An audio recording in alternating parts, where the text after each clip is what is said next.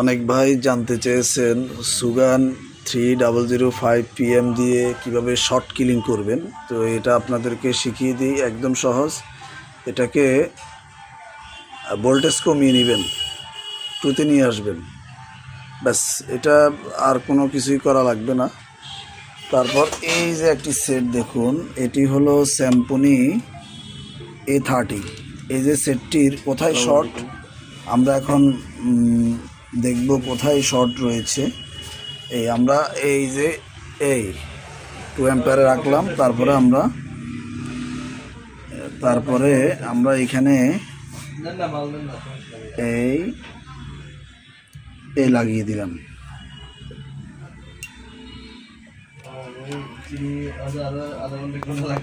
Sorry, এই দেখুন, এই যে একটি ছোট পার্টস দেখছেন, এই যে এই পার্টসটি গরম হচ্ছে। এটি একদম সিম স্লটের পাশেই, আর কোনো সাইডেই কিন্তু মানে কোনো রকম হিটিং হচ্ছে না, শুধু এখানে হিটিংটা হচ্ছে। সিমের পাশে যেই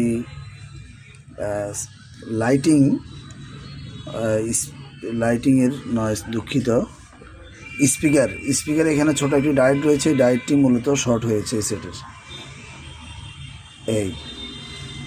এই দেখুন, এই হলো, এই দেখুন শর্টের যে শর্ট কিলার যেভাবে কাজ করে, এভাবে কাজটি করতে পারেন। আমরা এখন এই ফার্স্টটি তুলে ফেলবো।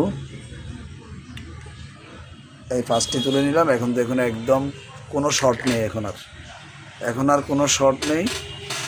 আমরা এখন সেটটি রান করার জন্য অবশ্যই আগের অ্যাম্পিয়ার আমরা ফিরে যাব। আমরা 3.8 বা 9, 4 পয়েন্ট দিলেও হবে, কোনো সমস্যা নেই। এখন কোনো শর্ট নেই সেট। এখন এই হলো,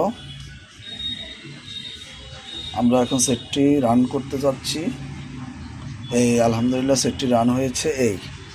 এখন সেটটি রান হয়েছে।